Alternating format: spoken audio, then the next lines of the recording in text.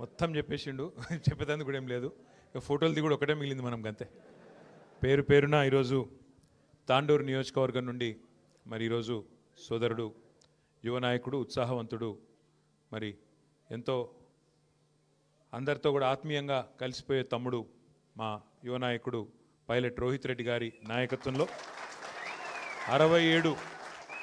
67 మంది సర్పంచులు గెలిచి మరి ఈరోజు ఈ ప్రతికూల వాతావరణంలో కాంగ్రెస్ వాళ్ళు ఎంత దౌర్జన్యం చేసినా ఎంత హడావుడి చేసినా అన్నీ తట్టుకొని ఇక్కడికి రావడమే కాకుండా వచ్చిన వాళ్ళు కూడా ఏ గ్రామానికి సంబంధించిన వాళ్ళు ఆ గ్రామానికి మరి ఒక బోర్డు కూడా పెట్టుకొని బ్రహ్మాండంగా చాలా డిసిప్లిన్డ్గా కూర్చున్నందుకు ముందుగా సర్పంచ్లకు ఉప సర్పంచ్లకు వార్డు సభ్యులకు వారిని గెలిపించిన మా సోదరులకు సోదరిమణులందరికీ పేరు పేరున నమస్కారాలు శుభాకాంక్షలు తెలియజేస్తా ఉన్నాను.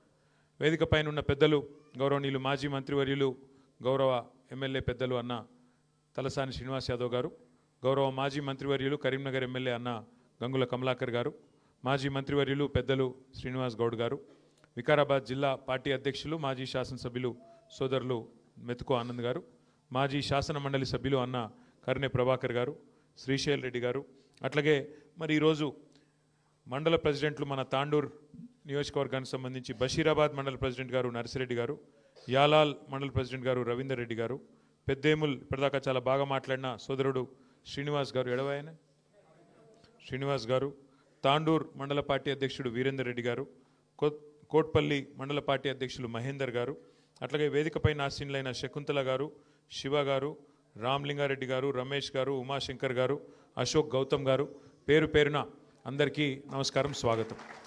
సర్పంచులు కొంతమంది భోజనం కూడా చేయలేదట, కాబట్టి ఎక్కువ టైం నేను తీసుకొని మీరు కొద్దిగా ఆలస్యంగా వచ్చినారు. రెండే విషయాలు నేను చెప్పేది. ఒకటి, మీకు మీ హక్కుల గురించి కూడా తెలవాలి. సర్పంచు అట్లాగే సర్పంచ్ కానీ ఉప సర్పంచ్ కానీ వార్డు సభ్యులు కానీ మీ హక్కులు మీ నిధులు మీ విధులు మీకే రాజ్యాంగం ప్రకారం సంపూర్ణంగా మీకే చెల్లుతాయి తప్ప ఇందులో ఏ ఎమ్మెల్యే కానీ ఏ రాష్ట్ర ప్రభుత్వం కానీ వాళ్ళ పాత్ర ఉండదు అనే మాట నేను మీకు గుర్తు చేస్తూ ఉన్నా. బాబాసాహెబ్ అంబేద్కర్ గారు రాసిన రాజ్యాంగం ప్రకారం మన భారతదేశంలో మనకు 5 అంచెల్లో ప్రభుత్వాలు ఉన్నాయి. పైన కేంద్ర ప్రభుత్వం ఉన్నది, ప్రధానమంత్రి గారు, మంత్రిమండలి, ఎంపీలు వాళ్ళంతా ఉంటారు. రాష్ట్రంలో రాష్ట్ర ప్రభుత్వం ఉన్నది, ఇంకొద్దిగా కిందికి జిల్లా పరిషత్తు జిల్లా ప్రభుత్వం ఉన్నది, దానికంటే కిందికి మండల పరిషత్తు, ఇంకోవైపు మున్సిపాలిటీ అవి ఉన్నాయి. ఇక గ్రామ స్థాయిలో ఎక్కడైతే పల్లెల్లో ప్రజలు ఉన్నారో మహాత్మా గాంధీ చెప్పినట్టు పల్లెలే పట్టుకొమ్మలు అనేది అయితే చెప్పినారో అక్కడ కొలువుదీరిన గ్రామ పంచాయతీలకు మీరు ఇవాళ కథానాయకులు కథానాయికలు. అయితే ఇక్కడ మీరు అర్థం చేసుకోవాల్సిన విషయం ఏంటి అంటే, ఇంతకుముందు శ్రీనివాస్ యాదవ్ గారు ఒక మంచి మాట చెప్పినారు. ఇవాళ ఇదేదో మీకు వచ్చే డబ్బులు అంటే మీకు ఇచ్చే నిధులు ఇవేదో రేవంత్ రెడ్డి జేబులకి వెళ్ళో లేకపోతే స్పీకర్ ప్రసాద్ గారో లేకపోతే మీ ఎమ్మెల్యే గారి ఇంటి వెనక పొలమమ్మో ఇస్తున్న పైసలు కావు, లేదా ఇక్కడ ఈ వేదిక మీద కూర్చున్న నాయకుల సొంత ఆస్తులు కావు, ఎవరి కూడా ఇవి సొంత పైసలు కావు. ఇవి ప్రజల సొమ్ములే, ప్రజలు పన్నుల రూపంలో కట్టిన పైసలనే మళ్ళీ తిరిగి మనం ప్రజల అవసరాలకు అనుగుణంగా మనం ఖర్చు పెట్టేందుకే మనందరం ప్రజల సొమ్ముకు ధర్మకర్తల్లాగా సర్పంచులుగా ఎమ్మెల్యేలుగా ఎంపీలుగా మనందరం ఉన్నాం.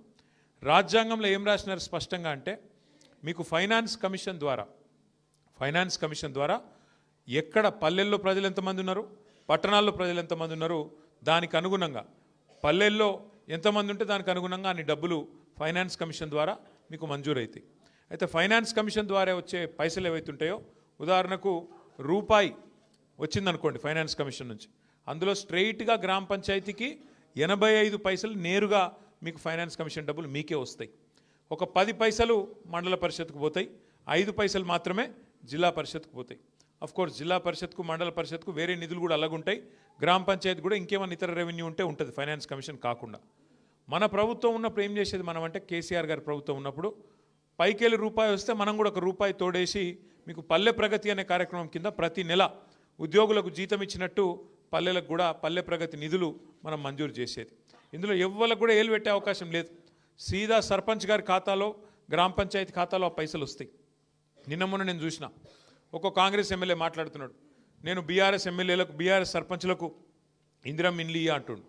ఇందిరమ్మ ఇండ్లు ఇచ్చేది ఆయన చేతులు ఏం లేదు, ఇందిరమ్మ కమిటీ నోటి పెట్టిండ్రు, కానీ అల్టిమేట్గా గ్రామ పంచాయతీ తీర్మానం లేకుండా ఎవరికి కూడా ఇండ్లు రావు, మొత్తం బాసులు మీరే ఉంటారు, సంతకాలు పెట్టేది మీరే.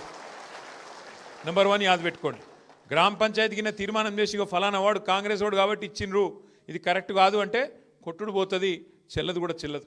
మీరే బాసులు, మీరే కథానాయకులు తప్ప వాళ్ళ చేతులు ఏముండదు.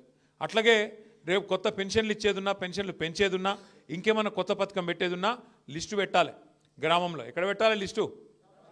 గ్రామ పంచాయతీలో పెట్టాలి. పెట్టాలంటే ఎవరు పెట్టాలి? మళ్ళా మీరే సర్పంచ్ గారు, ఉప సర్పంచ్, వార్డు సభ్యులు. మీరు లేని వాళ్ళదేం నడవదు. ఇన్ని రోజులంటే ఆటలు నడిచినాయి, మీరు లేకుండే సెక్రటరీలను అడ్డం పెట్టుకొని, అధికారులను అడ్డం పెట్టుకొని ఆట ఆడింది. ఇప్పుడు నడవే. ఇంకా ఇప్పుడు మన వాళ్ళు 67 మంది గెలిచారు కాబట్టి మీరు ఎక్కడోళ్ళు అక్కడ ప్రజల కోసం గట్టిగా మాట్లాడతారు కాబట్టి తాండూరులో రేపటి నుంచి కథ మారుతుంది. ఇక వాళ్ళు నాకు తెలిసి అయితే ఈ ఎలక్షన్ చూసినాక, ఇక్కడ రిజల్ట్ చూసినాక జెడ్పీటీసీ, ఎంపీటీసీ పెడతారని నేనైతే అనుకుంటలేను. ఎందుకంటే మన ప్రభుత్వం ఉన్నప్పుడు ఇప్పుడే సీనన్న చెప్పినట్టు అన్ని మనమే గెలిచినాం. కిందికేళ్ళ మీద దాకా మొత్తం గల్లీ టు ఢిల్లీ మనమే గెలిచినట్టువి. కానీ వీళ్ళ ప్రభుత్వం వచ్చినాక వీళ్ళకి నిజంగా ఎంత నిజాయితీ లేని మనుషులు అంటే, రేవంత్ రెడ్డి గారి ప్రెస్ మీట్ నేను కూడా చూసిన. మొదల 5 నిమిషాలు ఏం చెప్పిండు? 66% వచ్చినాయి, ఇవన్నీ కూడా మా ముఖం చూసి వేసిండ్రు, మా పరిపాలనకు ప్రజలు ఇచ్చిన కితాబు అని మొదల 5 నిమిషాలు చెప్పిండు. అటెన్గా ఎవరో విలేకరు అడిగిండు ఒక 5 నిమిషాల తర్వాత, సార్ మరి చక్కగా రాలేదు కదా ఏం సంగతి అంటే, అవన్నీ మాయి కావే, అవన్నీ కింద ఊళ్ళల్లో లోకల్ పరిస్థితులు బట్టి ఉంటాయి, మాకేముంటుంది అని మొత్తం మాట ప్లేట్ ఫిరాయించేసిండు ఒకటే ప్రెస్ మీట్లా. ముందు 5 నిమిషాలు ఒక తీరుగా, ఆఖరికి ఒక తీరుగా. అందుకే నేను ఎప్పుడు చెప్తుంటా, రేవంత్ రెడ్డి గారిలో 2 మనుషులు ఉంటారు, ఒకడు రాము, ఇంకోడు రెమో. అపరిచితుడు. అప్పుడే గ్లోబల్ సమిట్ అని డ్రామా చేస్తాడు, పెద్ద 5 లక్షల కోట్లు వచ్చినాయి, 6 లక్షల కోట్లు వచ్చినాయి అంటాడు. మళ్ళీ అప్పుడే మనది బిచ్చ బతుకు, మనకి ఆడ పైసలు ఉన్నాయి, ఢిల్లీకి పోతే చెప్పులు ఎత్తుకపోతారు అంటున్నారు అని ఇంకో దిక్కు అట్లా మాట్లాడుతాడు. ఎవలేందో నిజం అర్థం కాదు మనకు. కానీ ఒకటి మాత్రం వాస్తవం, ఇవాళ ఇందాక పెద్దలు చెప్పింది అక్షర సత్యం. ఇవాళ కాంగ్రెస్ ఎమ్మెల్యేలు చెప్తారు, మీరు నేను చెప్పుడు కాదు. ఆయన పాపం మహబూబ్నగర్ ఎమ్మెల్యే ఉన్నాడు, మీ పక్కకే ఉంటాడు ఆయన చెప్పిండు శ్రీనివాసరెడ్డి ఏమన్నాడు నిజాయితీగా, మా కాంగ్రెస్ గవర్నమెంట్లో మా ఎమ్మెల్యేలకి పైసలు దిక్కులేవు, పేరెంటాలకు పోతున్నాం తప్ప మాకేం పని లేదు, పాడలేదు, ఏం చేయాలి అని ఆయన చెప్తా ఉన్నాడు. ఇంకొక ఎమ్మెల్యే చెప్పి ఏం చేసిండు, ఆయన ఎల్లారెడ్డి నియోజకవర్గ ఎమ్మెల్యే, కాంగ్రెస్ ఎమ్మెల్యే, ఆయన ఇక రేవంత్ రెడ్డి పైసలు ఇస్తలేడని చెప్పి నిధులు అభివృద్ధి కోసం సీదా ప్రపంచ బ్యాంకుకు ఉత్తరం రాసేసిండు. ప్రపంచ బ్యాంకు నాకు 100 కోట్ల అప్పు ఇవా, మా ముఖ్యమంత్రి గారు ఇస్తలేడు అన్నాడు. కాబట్టి ఒకటి గుర్తుపెట్టుకోండి మీరు పక్కా, కాంగ్రెస్ ఎక్కడ ఉంటుందో ప్రోగ్రెస్ అక్కడ ఉండదు. కాంగ్రెస్ ఉన్నంతకాలం ప్రోగ్రెస్ మర్చిపోవుడే. ఇంకో 2 ఏళ్ళు మనకు కష్టాలు తప్పయి. కేసీఆర్ గారు ఉన్నప్పుడు గ్రామాలు ఎట్లుండే, ప్రతి ఊర్లో ఒక నర్సరీ, ప్రతి ఊళ్ళో మొక్కలు పెంచే కార్యక్రమం, ప్రతి ఊళ్ళో చెత్త తీసేందుకు ఒక ట్రాక్టర్, మొక్కలకు నీళ్లు పోసేందుకు ఒక ట్యాంకరు, ఆ చెత్త తీసి పారేసేందుకు ఒక దగ్గర వేసేందుకు డంపింగ్ యార్డ్. మనుషులు చచ్చిపోతే ఇదివరకు పొలాల కాడనో లేకపోతే వాక్ కాడనో చెరువు కాడనో దాన సంస్కారాలు చేసేది. కానీ కేసీఆర్ గారి ప్రభుత్వం వచ్చినాక వైకుంఠ ధామాలు ప్రతి ఊళ్ళో మనం కట్టుకున్నాం. అట్లే పిల్లలు ఆడుకునే తందుకు ప్రతి ఊళ్ళో క్రీడా ప్రాంగణాలు, పెద్ద మనుషులు వాకింగ్కి పోదలుచుకుంటే ప్రతి ఊళ్ళో పల్లె ప్రకృతి వనాలు. దేశంలో ఎక్కడ ఉన్నాయా ఇవన్నీ? ఎక్కడ? భారతదేశంలోని 28 రాష్ట్రాల్లో ఏ రాష్ట్రంలో ఈ పరిస్థితి లేదు. ఇది మనది మనం ఇచ్చుకుంటున్న సర్టిఫికేట్ కాదు. కేంద్ర ప్రభుత్వం ప్రతి సంవత్సరం ఉత్తమ పంచాయతీలకు అవార్డులు ఇస్తుంది. ఏం చేసినారు తెలుసా కేంద్ర ప్రభుత్వం వాళ్ళు? ఒక సంవత్సరం 22, 21 అనుకుంటా, 2021, 22 మొత్తం భారతదేశంలో సంసద్ ఆదర్శ గ్రామీణ యోజన అనే కార్యక్రమం కింద 20 ఉత్తమ పంచాయతీలు ఎక్కడున్నాయి అని లెక్కదీస్తే 20కి 20 తెలంగాణలో ఉన్నాయని చెప్పి కేంద్ర ప్రభుత్వం ప్రకటించింది. గది కేసీఆర్ గారు చేసిన పని. అట్లాగే జనాభా పరంగా తీసుకుంటే మన రాష్ట్రం కేవలం 3%, భారతదేశం మొత్తం జనాభాతో పోలిస్తే 3% జనాభా తెలంగాణది. కానీ జాతీయ ఉత్తమ పంచాయతీ అవార్డులు పంచాయతీరాజ్ దినోత్సవం రోజు కేంద్ర ప్రభుత్వం ప్రకటిస్తే 3% జనాభా ఉన్న తెలంగాణ 30% అవార్డులు గెలుచుకున్న విషయాన్ని నేను మీకు గుర్తు చేస్తూ ఉన్నా. ఇంత అద్భుతంగా కేసీఆర్ గారి ప్రభుత్వంలో పల్లెలు బాగా చేసుకున్నాం, పట్టణాలు బాగా చేసుకున్నాం, పని చేసుకుంటూ పోయినాం. సరే, తాండూరులో కేవలం 6,000 స్వల్ప తేడాతోనే మనం ఓడిపోయినాం, పెద్ద మెజారిటీ ఏం కాదు. కానీ సరే, ఓటమి ఒక ఓటుతో ఓడిపోయినట్టే, టాస్లో పోయినట్టే. ఇక మీకు తెలుసు సర్పంచ్లకు పార్లమెంట్ ఎలక్షన్ గెలుచుడు ఈజీ, కానీ పంచాయతీ ఎలక్షన్ గెలుచుడు కష్టం అబ్బా. ఎందుకంటే మీకు ఎరికే ఒక్కొక్క ఓటుకు అంత విలువ ఉంటుంది. ఇక ఒక్కొక్క మనిషిని పట్టుకోవాలి, బతిమలాడాలి, దండం పెట్టాలి, అయ్యా అప్ప అనాలి.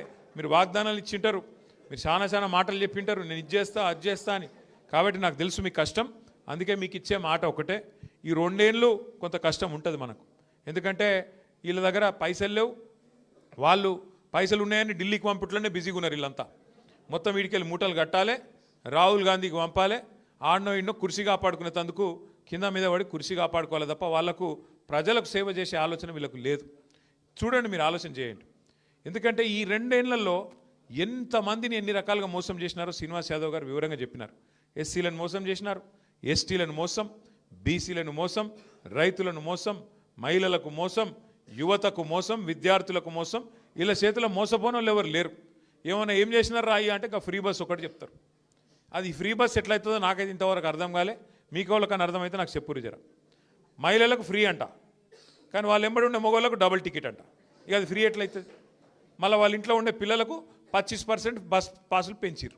ఇక అది ఎట్లా ఫ్రీ అవుతుంది చెప్పు, నాకు అర్థం కాదు. ఇక మళ్ళీ ఫ్రీ బస్సు అని ఉదరగొట్టుడు. మొత్తం అందరూ మోసపోయి బాధపడుతున్నారు. గ్రామాలలో రైతులైతే కోపం మీద ఉన్నారు. మీకు తెలుసు నాకంటే బాగా. రుణమాఫీ కాలే, రైతు బంధు రాదు, ఇదివరకు కరెక్ట్గా వచ్చే కరెంట్ ఇప్పుడు కరెక్ట్గా వస్తలేదు. యూరియా, ఆఖరికి యూరియా అన్న కరెక్ట్గా ఇచ్చే ముఖం ఉన్నది రైతులకు. యూరియా కోసం ఇలా యుద్ధాలు చేయాల్సిన పరిస్థితి పాపం రైతులకు ఇలా ప్రతి గ్రామంలో ఉన్నది. అందుకే ఇప్పుడు మళ్ళీ ఎక్కడ లైన్లు కడతారో, మళ్ళీ ఎక్కడ తంతారో అని భయంతో కొత్త దుకాణం తెరిచిరు వీళ్ళు. ఏందట అంటే ఇదివరకు యూరియా షాపులలో దొరుకుతుండే, ఇప్పుడు యాప్లో దొరుకుతుందంట. యాప్, ఫోన్లో యాప్ ఉండాలంట, యాప్లో దొరుకుతుందంట. మరి షాప్లో యూరియా అయినోడు యాప్లో ఇస్తాడే? నాకు తెలియకడతా, ఆడు ఉంటేనే కదా ఇది ఇచ్చేది. ఇక గట్లున్నది ఇలా కథ. ఎందుకంటే లైన్లు కనబడద్దు, దాచిపెట్టాలి. ఎన్ని రోజులు దాస్తావు? 10 ఏళ్ళు మరి కేసీఆర్ ప్రభుత్వంలో ఎందుకు లైన్లు లేకుండే? ఎందుకంటే నడిపేటోనికి తెలివి ఉండాలా, నడిపేటోనికి రైతుల మీద గుండెల్లో ప్రేమ ఉండాలా. అది కేసీఆర్కు ఉండే, నీకు లేదు. ఇంకొక్క ముచ్చట చెప్పి నేను బంద్ చేస్తా. ఏమన్నా అడిగినావు అనుకో గట్టిగా, ఏమా ఎందుకు చేస్తలేరు? మరి 100 రోజులు 6 గ్యారంటీలు అన్నారు కదా, ఏడవైనా స్వామి అంటే ఒకటే అబద్ధం చెప్పుడు నేర్చుకున్నారు. ఇక అప్పుల పాలైపోయింది రాష్ట్రం. అప్పులైపోయినాయి. అబద్ధం చెప్పినా అతికేటట్టు ఉండాలి. ఒక ఆయననేమో 6 లక్షల కోట్ల అప్పు అయింది అంటాడు, ఇంకొక ఆయన 7 లక్షల కోట్ల అప్పు అయింది అంటాడు, ఇంకొక ఆయన 8 లక్షల కోట్ల అప్పు అయింది అంటాడు. వాళ్ళకే శృతి లేదు. మరి కేంద్ర ప్రభుత్వం మొన్ననే ఒక ప్రకటన చేసింది పార్లమెంట్లో. ఒక బీజేపీ ఎంపీ గారు అడిగిండు తెలంగాణ ఆయన్ని, అసలు కేసీఆర్ గారు ప్రభుత్వం చేసిన అప్పు ఎంత అని అడిగిండు. అడిగితే కేంద్ర ప్రభుత్వం రిజర్వ్ బ్యాంక్ ఆఫ్ ఇండియా దగ్గర లెక్కలు తీసుకొని, కాగ్ లెక్కలు తెప్పించుకొని మొత్తం చాన్బీన్ చేసి పార్లమెంట్లో ప్రకటించింది. ఏమని ప్రకటించింది? 2014 జూన్ 2 నాడు కేసీఆర్ గారు ముఖ్యమంత్రి అయిన నాడు రాష్ట్రం నెత్తి మీద ఉన్న అప్పు 72,000 కోట్లు. కేసీఆర్ గారు డిసెంబర్ 3, 2023 నాడు రాష్ట్ర ప్రభుత్వం నుంచి జరిగిన నాడు ఉన్న అప్పు 3.5 లక్షల కోట్లు. అంటే 3.5 లక్షల కోట్లల్లో మనకు విరాసత్గా వచ్చిన 72,000 కోట్ల అప్పు తీసేస్తే 2,80,000 కోట్ల అప్పు మాత్రమే మన ప్రభుత్వం చేసింది. మరి ఏం చేసిండు కేసీఆర్ గారు అప్పు చేసి? ఏం చేసిండు అంటే మీ వికారాబాద్ను జిల్లా చేసిండు, వికారాబాద్లో ఒక మెడికల్ కాలేజ్ పెట్టిండు, వికారాబాద్లో ఒక నర్సింగ్ కాలేజ్ పెట్టిండు, మీ తాండూరులో ఉండే తాండాలను గ్రామ పంచాయతీలు చేసిండు, గ్రామ పంచాయతీ భవనాలు కట్టించిండు. కేసీఆర్ గారు 1022 గురుకుల పాఠశాలలు పెట్టిండు. కేసీఆర్ గారు 73,000 కోట్ల రూపాయలు రైతు బంధు రూపంలో 70 లక్షల మంది రైతుల ఖాతాల్లో టింగుమని నాట్లేసే కాలం వచ్చిందంటే మీ అకౌంట్లలో డబ్బులు వేసిండు. కేసీఆర్ గారు 200 రూపాయల పెన్షన్ను 2,000 రూపాయలు చేసిండు.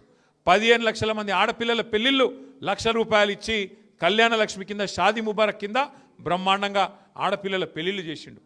14 లక్షల మంది ఆడబిడ్డలు ప్రసూతి అయితే మగపిల్లగాడు పుడితే 12,000, ఆడపిల్ల పుడితే 13,000 రూపాయలు ఇచ్చి కేసీఆర్ కిట్ ఇచ్చి మేనమామ లెక్క వాళ్ళకి అండగా నిలబడ్డాడు. ఇట్లా చెప్పుకుంటా పోతే 1-2 కాదు, ఊర్లలో మొత్తం ఎల్ఈడి లైట్లు పెట్టించిండు కేసీఆర్ గారు. ఊర్లలో 16,000 నర్సరీలు పెట్టించిండు. ఇక చెప్పుకుంటూ పోతే చాలా కార్యక్రమాలు, పల్లె ప్రగతి, పట్టణ ప్రగతి, మీ రోహిత్ రెడ్డి గారి నాయకత్వంలో మీకైతే ప్రత్యేకంగా జీవోలు ఇచ్చిండు కేసీఆర్ గారు. 1-2 కాదు, 100 కోట్ల రూపాయలు. రోహిత్ ఇక్కడనే సార్తో దాదాపు ఒక 2-3 నెలలు ఉన్నాడు వరుసగా ప్రగతి భవన్లో ఉంటే, ఎన్ని డబ్బులు కావాలంటే తాండూరుకి అన్ని డబ్బులు అప్పుడు మంజూరైతే ఇప్పుడున్న ఎమ్మెల్యే గారు వాటికే మళ్ళీ ఇంతకుముందు సీనన్న చెప్పినట్టు ఇది అటు మార్చి అది ఇటు మార్చి ఆయన తెచ్చినా పోజులు కొడుతున్నాడు తప్ప నిజానికి ఆ నిధులన్నీ తెచ్చింది తప్పకుండా రోహిత్ రెడ్డి గారు, ఇచ్చింది కేసీఆర్ గారు. ఇది వాస్తవం. వీళ్ళు వచ్చినాక కొత్తగా ఇచ్చింది ఏముంది? ఏమీ లేదు. అందుకే దయచేసి మనం గ్రామాన వాస్తవాలు చెప్పుకోవాలి. అప్పు ఎంత అయింది, ఎందుకయింది? మరి ఇవాళ రేవంత్ రెడ్డి గారు వచ్చినాక 2 ఏళ్లలో 2.5 లక్షల కోట్ల అప్పు అయింది. ఏం చేసినావు మరి 2.5 లక్షల కోట్ల అప్పు చేసి? ఒక ఇటుక పెట్టినవా? ఒక కొత్త రోడ్ వేసినవా? ఒక కొత్త మోరీ కట్టినవా? ఏం చేసినావు నువ్వు? 2.5 లక్షల కోట్ల అప్పు. పెన్షన్లు పెంచినవా? ఏం చేసినావు? ఎక్కడ పోయినాయి పైసలు? సమాధానం చెప్పరు. తాండూరులో ఎన్నిండ్లు అయినాయని అడుగుతున్నాడు సీనన్న. ఎన్నిండ్లు కట్టిర్రు, ఏమవుతుంది అని అడుగుతున్నాడు. నేనేమంటున్నా అంటే దయచేసి ఒకటి యాద పెట్టుకోండి, ఒకటి మాత్రం పక్కా, ప్రజలకు అన్ని వాస్తవాలు అన్ని విషయాలు ఒక్కొక్కటిగా అర్థమవుతూ ఉన్నాయి. ఒక్కొక్క వర్గానికి ఇప్పుడిప్పుడే మొత్తం తేటతెల్లమవుతున్నది, అన్ని విషయాలు వివరంగా అర్థమవుతున్నాయి, ప్రజలు ఎదురు చూస్తున్నారు. ఇప్పుడు నిజానికి ఈ ఎలక్షన్లో కేసీఆర్ గారు కాలు బయట పెట్టలే, ఒక మాట కూడా టీవీలో కూడా చెప్పలే, కానీ మన సింబల్ కూడా లేదు, కారు గుర్తు కూడా లేదు. కానీ మనోళ్ళు ఎక్కడికక్కడ వీరోచితంగా అద్భుతంగా కొట్లాడి ఇవాళ మొత్తం రాష్ట్రంలో అద్భుతమైన రిజల్ట్ తీసుకొని వచ్చినారు. దానివల్ల ఇవాళ ప్రభుత్వమే వెనుకకు పారిపోయే పరిస్థితున్నది. జిల్లా పరిషత్ మండల పరిషత్ ఎలక్షన్లు పెట్టకుండా గుర్తు లేకుండానే గిట్లున్నది. ఇక గుర్తు వచ్చి మళ్ళీ కేసీఆర్ గుర్తుకొస్తే ఎట్లుంటుందో అని చెప్పి తప్పించుకొని పారిపోయే పరిస్థితి ఉన్నది. ఒకటి మాత్రం పక్కా, ఇంకొక 2 ఏళ్ళు మనకు కొద్దిగా పరీక్షా సమయం ఉంటుంది. 2 ఏళ్ళు వాడొకడు వీడొకడు కాంగ్రెస్ వాడు మనల్ని అవమానిస్తే అవసరమైతే ఒక నిమిషం తలకాయ కిందికేసుకోవాలి, 4 అడుగులు వెనుకకేయాలి. ఎందుకంటే ఎక్కడ నెగ్గాలనో తెలవాలి, ఎక్కడ తగ్గాలనో కూడా మనకు తెలవాలి. తెలిస్తేనే రేపటి రోజున 4 అడుగులు ముందుకేసేందుకు అవకాశం ఉంటుంది. కాబట్టి అధైర్య పడకండి. రేపు మళ్ళీ మున్సిపల్ ఎలక్షన్లు తొందరలో రాబోతూ ఉన్నాయి. తాండూరు పట్టణంలో మున్సిపల్ ఎలక్షన్ తొందరలో జనవరి ఫిబ్రవరిలో వస్తుందని చెప్పి వార్తలు వస్తున్నాయి. తప్పకుండా అందులో కూడా గ్రామాల్లో ఉన్న వాళ్ళు కూడా మీ చుట్టాలు ఉంటారు, పట్టణంలో మీ దోస్తులు ఉంటారు, మీ క్లాస్మేట్స్ ఉంటారు. మనం కూడా అవసరమైతే ప్రత్యేకంగా బాధ్యత పెట్టుకోవాలి. తాండూరులో ఉండే 38 వార్డులు ఎంత 36 వార్డులకు నేను రోహిత్ రెడ్డి గారిని కోరుతా ఉన్నా, ఆనంద్ గారిని కోరుతా ఉన్నా, ఇప్పటి నుంచే గ్రామాలకు సంబంధించిన బృందాలు అక్కడ ఇన్ఛార్జీలుగా వేసుకోండి. బెస్ట్ క్యాండిడేట్లు ఎవరో ఇప్పటి నుంచే దేవులాడుకోండి. రిజర్వేషన్లు ఎట్లుంటాయి ఏంది మీకు ఐడియా ఉంటుంది. దాని ప్రకారం మరి ఇప్పటి నుంచే లెక్కాపత్రం తయారు చేసుకొని ఎన్నికలకు సిద్ధం కావాలి. పల్లెల్లో వచ్చే ఎలక్షనే నాది, నేను సర్పంచ్ అయినా నా పని నాకు ఉంది అనుకుంటే కాదు, పార్టీని కాపాడుకోవాలి. అందరం బాగుంటేనే పార్టీ బాగుంటుంది. కాబట్టి మీకు అక్కడ ఉండే దోస్తులు, మీకుండే చుట్టాలు, క్లాస్మేట్స్, మీకుండే పరిచయాలు అవన్నీ కూడా పార్టీకి ఉపయోగపడే విధంగా మీరు ఇప్పటి నుంచే నిమగ్నం కావాలని కోరుతూ, ఇంతకుముందు శ్రీనివాస్ గారు కూడా కొన్ని మంచి మాటలు చెప్పినారు. తప్పకుండా అవన్నింటిని ఆచరణలో పెట్టే విధంగా ప్రయత్నం చేద్దామని చెప్పి కూడా మళ్ళొకసారి మీకు తెలియజేస్తూ, తాండూరు చాలా దూరం నుంచి ఇంతసేపు ఓపికగా వచ్చి మరి కొంతమంది భోజనం చేయకుండా కూడా కూర్చున్నందుకు ధన్యవాదాలు చెప్తూ, రోహిత్ రెడ్డి గారు పిలిచిన క్రమంలో వరుస క్రమంలో మీరు అందరూ ఎక్కడున్నో అక్కడ ఉండాలి. సర్పంచులు మొదలు వాళ్ళకు కొద్దిగా సన్మానం చేసుకొని ఫోటోలు దిగి ఆ తర్వాత మిగతా వాళ్ళతో కూడా అందరితో కలుద్దాం. జై తెలంగాణ.